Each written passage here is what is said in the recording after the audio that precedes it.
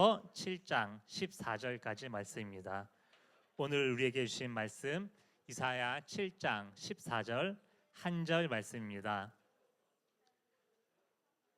길지 않은 본문이기 때문에 우리가 다 같이 한 목소리로 읽도록 할게요. 이사야 7장 14절 말씀.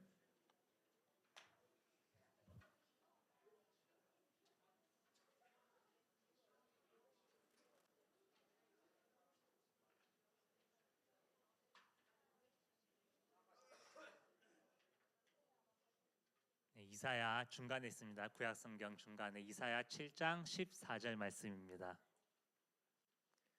찾으신 줄 알고 다 같이 한 목소리로 읽겠습니다. 시작. 그러므로 주께서 친히 징조를 너희에게 주실 것이라. 보라, 처녀가 잉태하여 아들을 낳을 것이요 그의 이름을 임마누엘이라 하리라. 아멘. 네, 여러분, 저는 이제 우리 세 명의 사람이 있죠. 오징어 혁이 있고요. 네, 대왕 오징어가 있고 그냥 오징어가 있는데 그냥 오징어를 맡고 있는 그리고 스카이를 담당하는 오정인 전도사라고 합니다. 네, 와, 네, 일단 왜 제가 여기 왔냐 이제 다 이유는 아실 거니까 그건 생략하고 제가 사실 지금 장염에 걸려 있습니다. 그래서 힘이 없어. 네. 안 그래도 오징어인 것도 서러운데 장염도 걸려 있어요. 그래서 제가 찬양을 크게 못 부르고 기도를 크게 못 하더라도 여러분이 그만큼 더 크게 해주시기를 오늘은 좀 부탁을 드리겠습니다. 네, 오늘 우리가 읽은 이사야의 본문은 처녀가 잉태하여 아이를 낳으리니 임마누엘이라 하라. 이거 처음 들어본 친구 있으세요? ING에서 이런 이야기 처음 들어본 사람 아무도 없죠? 처음 들어왔어? 야, 스카이에서 다 들었잖아. 네, 근데 다시 한번 질문하겠습니다. 이 본문을 언제 가장 자주 읽을까요, 우리가? 크리스마스 때, 맞아요. 성탄절 때 읽는 본문이에요. 근데 그렇기 때문에 오늘의 이사야 본문도 우리가 어떻게 이해하냐면 그건 어떤 본문이겠죠? 임마누엘이 누구일까요, 여러분? 그렇지, Jesus, 영어로도 하네요. 여기는 예수님을 우리가 예수님으로 이해를 하는 그 이사야 선지자가 예수님 오심을 이렇게 미리 예언한 본문이다라고 우리는 생각을 합니다. 그게 100% 맞는 말이에요. 하지만 오늘은 이사야가 쓰여진 시대, 이사야 선지자가 활동했던 시대를 우리가 보면서 그 상황을 보면서 이 임마누엘이라는 메시지가 당시 그 사람들한테 그 시대를 살아갔던 사람들한테 어떤 의미가 있었는지 그리고 그들이 받아들인 그 의미가 중학생인 여러분, 현재를 살아가는 여러분한테는 무슨 의미가 있을지를 한번 나눠보도록 하겠습니다. 이거 퀴즈를 한번 내볼까요? 제가 선물이 있나요? 아까 뭐 선물 있던데. 네. 하리보. 여기 남는 하리보가 조금 쓰겠습니다. 네. 이 이사야가 이 말을 임마누엘이라고 하리라라고 했던 이 메시지를 받던 왕이 있었어요. 남유다의 왕이 있었어요. 누굴까요? 아니 왕의 이름이 뭐냐고. 아하스 정답입니다. 네, 네, 정답은 아하스 왕이었어요. 아하스 왕에게 주어진 메시지였습니다. 아하스 왕이 있던 당시의 나라 상황은 이랬어요. 제가 손으로 짧게 보여드리면요, 여기에 남유다가 있었습니다. 그리고 남한 북한 나눠진 것처럼 북이스라엘이 바로 위에 있었어요. 그리고 그 위에는 누구가 있었냐면 시리아라는 데, 시리아. 지금은 이제 우리가 시리아로 부르잖아요. 그때는 아람이라고 불렀던 그 나라가 위에 있었습니다. 그리고 이렇게 동쪽, 조금 북동쪽으로 가면 여기에 뭐가 있었냐면 아까 여러분이 계속 얘기했던 아시리아라는 제일 힘센 슈퍼맨 같은 나라가 하나 있었어요. 당시에 이 아시리아가 점점 강해지고 있었습니다. 티글라빌레셀이라는 왕이 생기면서 그 왕은 어떤 게 했냐면 정복, 무조건 정복, 더 정복 이런 왕이었어요. 그래서 주변 나라들을 하나 내 땅으로 만들기 시작합니다. 여러분 생각을 해보세요. 우리나라가 있어요. 주변에 어떤 나라가 막 정복을 하려 다녀. 점점 커지고 있어. 그러면 여러분이 왕이라면 어떤 선택을 할 것 같아요? 도망갈 데가 어디 있어? 왕인데 땅을 버리고 도망갈 거야? 네. 네, 여러분이 왕이라면 어떤 걸 할까요? 맞아요. 동맹 누가 했어? 건이가 했어. 네, 저는 답을 맞추면 바로바로 선물 주겠습니다. 아이고. 어, 네. 동맹을 맺는 거를 사람들이 하게 됩니다. 하나씩 힘을 모아서 저 큰 사람 한번 이겨보자라는 생각을 하게 되죠. 아시리아 그렇게 되니까 아까 얘기했던 아람이라는 나라와 시리아와 북이스라엘이 동맹을 맺어요. 그리고 이 반아시리아 동맹을 맺은 북이스라엘과 아람이요 어떻게 하냐면 오늘 아하스 왕이 있는 남유다한테 갑니다. 그래서 뭐라고 할까? 배신이 아니라 같이 하자는 거죠. 야, 너도 어차피 작은 나라잖아. 나랑 같이 함께 해가지고 저기 아시리아가 너라고 살려둘 것 같아? 빨리 우리가 함께 힘을 합쳐서 저 아시리아에 대항하는 반아시리아 동맹을 만들자라고 하는 거예요. 그러니까 아하스 왕 남유다는 어떻게 했을까요? 점점점 거절해요. 맞아. 왜 거절했을까? 전쟁을 피하기 위해서 저도 잘 모르겠어요. 그걸 내가 어떻게 알아? 아하스 왕이 아닌데 내가 이유는 몰라요. 근데 거절해요. 이 아하스 왕은. 그러니까 어떻게 할까 여러분? 이 북이스라엘 아람은 이제 위에 있는 아시리아를 막아야 되는데 밑에 있는 이 불안 요소를 그냥 둘 수 없는 거예요. 그래서 북이스라엘과 아람이 남유다를 공격하기 시작합니다. 그 상황 가운데서 주어진 메시지가 바로 오늘의 말씀 이사야 선지자가 아하스 왕에게 얘기한 임마누엘이라는 메시지예요. 그리고 아하스는 그때 어떤 행동을 하냐면요. 이렇게 동맹이 쳐들어올 때 그들의 적이 누구야? 맞아요. 그래서 아시리아한테 몰래 편지를 보내. 그래서 야 지금 북이스라엘과 아람이 나를 치려고 하는데 저 좀 살려주세요라는 편지를 아시리아한테 도와달라는 편지를 보내게 됩니다. 이런 아하스 왕의 결정 여러분 어떻게 이 아이디어 아하스 왕의 아이디어 아시리아와 동맹을 맺는 거 어떻게 생각하세요? 좋은 생각 같다라는 사람 손 들어보세요. 나를 공격하는 사람의 적군과 동맹, 적의 적은 아군이다라고 생각해서 동맹을 맺었어요. 그게 옳은 선택 같다 한번 손 들어보세요. 아니면 옳지 않은 선택 같다 한번 손 들어보세요. 이건 아니다. 그래도 자주성이 있지. 맞아요. 여러분 지금 다 손 내리시고 다수가 생각하기에 옳게 된 결정이라고 생각하는 것 같은데 제가 봤을 때도 전혀 문제가 없는 결정이에요. 우리 아하스 왕은 정말 영리한 왕이었던 것 같아요. 정말 탁월하게 내가 공격을 받으니까 아시리아한테 도움을 받으면은 얘네들은 꼼짝 못하겠지라는 아주 영리하고 정치적이고 외교적으로 아주 잘한 결정을 했었습니다. 최선의 선택, 정말 더할 나위 없을 선택을 했던 게 바로 아하스 왕이에요. 근데 그 최선의 선택을 한 아하스 왕에게 하나님이 이사야 선지자를 통해 말씀하십니다. 친히 징조를 보여줄 건데 처녀가 잉태하여 아이를 낳을 것이니 그의 이름을 임마누엘. 임마누엘의 뜻은 뭐죠? 하나님이 강해하시다. 우리와 함께 하신다. 강의 주세요. 엘이 하나님이죠. 우리와 아니다. 임이 아니라 우리죠. 임마누해서 우리와 함께 하시는 하나님이다라는 그 뜻을 보여준 거죠. 왜 하나님은 이 메시지를 그 상황 가운데 있는 아하스 왕한테 줬을까요? 그 이유는 바로 이것 때문이에요. 처녀가 잉태하여 아이를 낳는 것. 이거는 여러분 누가 생각해도 말이 안 되는 방법입니다.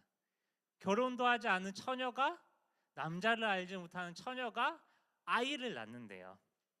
인간의 상식 밖에 있는 도저히 생각하지 못할 방법으로 하나님이 일하신다는 것. 근데 그 하나님이 남의 하나님이라 임마누엘, 우리와 함께 하시는 하나님이라는 거고. 그 임마누엘 하나님이 아하스 왕, 너가 아람과 북이스라엘의 공격을 받는 상황 가운데서 의지해야 될 아시리아가 아니라 너가 의지해야 될 유일한 하나님이 바로 너와 함께 하시는, 처녀가 잉태하여 아이들을 낳는 그 불가능한 방법으로 함께 하시는 하나님이라는 것을 강조하는 메시지인 것입니다. 아시리아라는 강대를 의지하지 말고 너의 하나님 여호와, 창세 출애굽기에서 그렇게 말도 안 되는 방법으로 이집트에서부터 이 약속의 땅까지 이끌어왔던 너의 하나님을 믿고 의지하라는 이 메시지인 거죠. 우리 ING 친구들은 현재 어떤 상황 가운데 있습니까? 혹은 여러분이 지금 원하는 건 어떤 게 있어요? 중학교 1학년 친구들은 이제 막 방학이 언제 개학이 언제죠? 3월 8일? 4일 다음 주네. 이제 좋은 날 다 끝났네요. 네, 이제 현실로 돌아가야 될 시간 한 주 남았습니다. 네, 이제 완전히 저도 초등학교 때랑 중학교 때가 제일 큰 변화였어요. 중고등은 그래도 막 그러려니 하면서 잘 넘어갔는데 초등학교와 중학교의 변화는 생각보다 큽니다. 거기서 적응을 못해 저도 한때 진짜 약간 그 사춘기를 좀 시기에 겪을 정도로 많이 힘들었던 시기가 또 중학교였어요. 또 중학교 때부터 여러분이 맞닥뜨리는 게 또 뭐가 있을까요? 맞아요, 시험. 초등학교 때는 시험이 없었다고 들었는데 이제 중학교 가면 여러분은 이제 점수로 판단되어집니다. 그리고 또 중2, 중3 친구들은 어떤 게 또 맞닥뜨린 여러분의 문제 상황일까요? 맞아요, 고등학생 돼야죠. 요즘도 고등학교 때 뭐 공부 잘해야 좋은 고등학교 가나요? 뭐가 있어? 아, 5등급제로 생겨서 생기부를 많이 봐요. 아, 디테일하네. 그래서 너는 생기부가 좋니? 아니요. 맞아요. 이렇게 여러분은 생기부로 판단받고 성적으로 판단받아서 그걸로 여러분의 다음 진로가 결정되는 눈앞에 있습니다. 중2는 어때요? 중2 친구들이 가장 당면하고 있는 문제는 뭐예요? 중2병. 중2야? 중2가 대답하면 인정하는데 중2 친구들 여러분이 당면한 문제는 뭐예요? 건이야, 너 중2 아니야? 너가 당면한 문제는 뭐야? 어? 잘 모르겠어요. 맞아요. 저 잘 모르는 게 문제일 수도 있어요. 네, 이렇게 여러분 우리가 여러분의 연령대에 다양한 문제들을 맞닥뜨리고 있어요. 성적에 대한 문제, 또 우리가 여기서 나누지 못했지만 친구에 대한 문제를 겪는 분도 있어요. 제가 좀 그랬었거든요. 친구에 대한 문제를 겪을 수도 있고 때로는 여러분의 부모님과의 문제를 겪을 수 있어요. 왜 내 방에 녹화 안 하고 들어와? 왜 누가 내 방 청소하래? 뭐 이런 걸로도 부모님과 갈등을 겪을 수도 있습니다. 저는 첫 사역을 중고등부를 했었는데요. 사실 그때 중고등학생 친구들과 여러분의 문제가 컨텐츠는 다르지만 사실은 그 근원에서는 크지 않은 것 같아요. 상황이 변함으로 인하여서 여러분의 그 스테이러스가 변함으로 인하여서 직면하는 불안과 두려움, 그것에 기인한 문제점이지 않을까 합니다. 여러분, 그런 다양한 고민들이 있을 때 여러분은 무엇을 의지합니까? 성적이 안 좋아요. 여러분 어디를 가죠? 의정부. 성적을 안 좋, 성적을 안 좋으면 의정부 공고를 가요. 네. 아이 마음에 든다 답이. 하나 줄게요. 네, 저기 가운데 친구죠. 가운데 친구죠. 네, 의정부 공고를 간답니다. 성적이 안 좋으면 맞아 학원 선생님을 찾죠. 공부 못하면 학원 선생님 혹은 과외 선생님한테서 여러분의 성적을 의지합니다. 여러분이 마음이 불안할 때는 친구들이랑 요즘도 마라탕으로 하나요? 모르겠는데 네, 어쨌든 뭐 그렇게 친구를 만나면서 풀거나 언제나 여러분을 지지해주는 부모님 만나기도 하고, 아니면 너무 힘들다 하면은 이제 또 여러분의 영적 지도자 있죠. 우리 오혁 전도사님을 의지하기도 합니다. 그건 아닌가요? 네, 아님 말고. 네, 어쨌든 뭐 오혁 전도사님이 됐건 여러분의 부모님이 됐건 친구가 됐건 학원 선생님이 됐건 이분들은 여러분을 도와줄 수 있어요. 하지만 그분들은 임마누엘 하나님과 같이 불가능한 것을 가능하게 만들지 못합니다. 왜냐? 인간의 한계예요, 그게. 하지만 여러분, 우리 하나님은 다르다는 것을 알고 계셨으면 좋겠어요. 하나님은 모두가 아니라는 상황은, 모두가 실패했다는 상황을, 모두가 절망적이라고 소망이 없다는 상황을, 그 불가능을 가능케 하시는 분이 하나님이십니다. 우리의 생각을 뛰어넘어 전혀 예상하지 못하는 방법으로 일하시는 분이 여러분의 하나님이세요. 다시 본문으로 돌아갈게요. 아하스 왕은 임마누엘 메시지를 들었지만 결국에는 하나님을 의지하지 않았어요. 그리고 아시리아에게 도움을 청했다 했습니다. 하지만 결과가 어떻게 되는 줄 아세요? 아시리아는 유다를 도와주지 않고 오히려 유다를 약탈했습니다. 하지만 반대의 상황도 있었어요. 오늘 읽은 본문 아니었지만 아하스 왕 다음에 히스기야 왕 때 다른 상황이 있었습니다. 이번엔 아시리아가 유다를 공격했어요. 유다의 모든 요새가 점령됐습니다. 아시리아의 대군이 마지막 남은 성 예루살렘을 포위했습니다. 그리고 아시리아의 전령은 성 밖에서 소리칩니다. 야, 너네 왜 빨리 항복 안 해? 너네 혹시 하나님 믿니? 야, 그 하나님은 이미 나한테 졌어 라고 이야기를 하는 그 상황 가운데서요. 그럼 모욕을 듣는 가운데 히스기야 왕은 어떻게 했을까요? 아하스 왕처럼 다른 나라의 도움을 청했을까요? 아니요. 히스기야는 성경에서 이렇게 기록합니다. 히스기야 왕은 자기의 옷을 찢고 굵은 베옷을 입고 여호와의 전에 갔다. 예배를 드렸다는 거예요. 당장 언제 이 나라가 이 땅이 점령당할지도 모르는 그 불안한 상황 가운데서 히스기야가 찾았던 것은 다른 나라, 다른 힘, 내 눈에 보이는 다른 능력이 아니라 하나님, 그 눈에 보이지 않는 하지만 불가능을 가능케 하시는 하나님을 예배하러 들어갔다는 겁니다. 왜냐? 히스기야는 하나님이 임마누엘임을, 우리와 함께 하시고 모든 것을 하실 수 있는 하나님임을 믿었기 때문입니다. 여러분, 그때 히스기야 왕 눈앞에 무슨 일이 일어났는 줄 아세요? 그렇게 히스기야 굵은 베옷을 입고 예배를 드렸다고 하는 그 다음 장에 이렇게 기록합니다. 밤중에 하나님께서 아시리아 군을 쳐서 그 모든 군이 그 밤 사이에, 하루도 아니에요, 밤 사이에 다 사라졌다고요. 세상의 모든 사람이 불가능하다고 여기는 것, 세상의 모든 사람이 아니라고 하는 것을 하나님은 이루십니다. 모두가 절망적이라고 해결책이 없다고 하는 상황 가운데서도 하나님은 방법을 가지고 계셔요. 왜냐? 우리 하나님은 처녀가 잉태하여 아들을 낳을 것이라 임마누엘이라는 징조를 보여주신 여호와 하나님이기 때문입니다. 사진 한번 보여주시겠어요? 여러분 보세요. 임마누엘의 증거예요. 혁전도사님이 결혼을 했어요. 네, 여러분 이런 일이 있을 수가 없습니다. 네, 제가 진짜 이렇게 인생의 좌절감 많이 안 느끼는 사람인데 임마누엘의 하나님이 임하니까 우리 혁전도사님도 결혼을 해서 지금 스페인에 가 있는 이런 여러분의 눈앞에서 간증을 하고 보여주고 있잖아요. 네, 자 이제 다시 넘겨주시고, 네, 제가 유학할 때 들었던 한 설교의 제목이 이런 제목이 있었습니다. 영어로 이렇게 되었는데요. Immeasurable possibility라고. immeasure는 이제 계산하다는 건데 immeasurable 하는 순간은 우리가 계산할 수 없는 가능성이라는 뜻이에요. 우리의 머리로 계산할 수 없는, 아니 세상의 어떤 그 슈퍼컴퓨터도 계산할 수 없는 그 가능성이 바로 우리 하나님이라고요. 그렇기에 이 목사님 어떻게 얘기하냐면요, 우리는 하나님을 계산하고 따라가는 것이 아니라 우리는 하나님을 믿는다라고 표현을 합니다.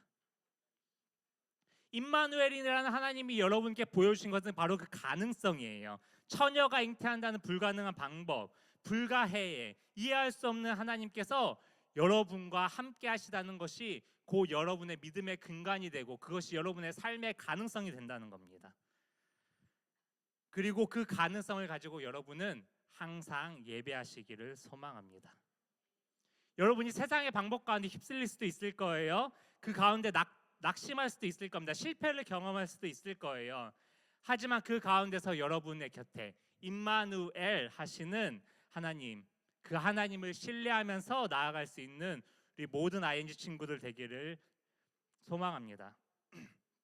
오늘 그 약속의 하나님께서 여러분한테 이사야 선지자를 통해 한 말씀이 하나 있어요. 그 말씀을 제가 대신해서 읽어드리고 오늘 말씀 마무리하고자 합니다. 이사야 43장 19절에서 20절까지의 말씀입니다. 보라, 내가 새 일을 행하리니 이제 나타낼 것이라.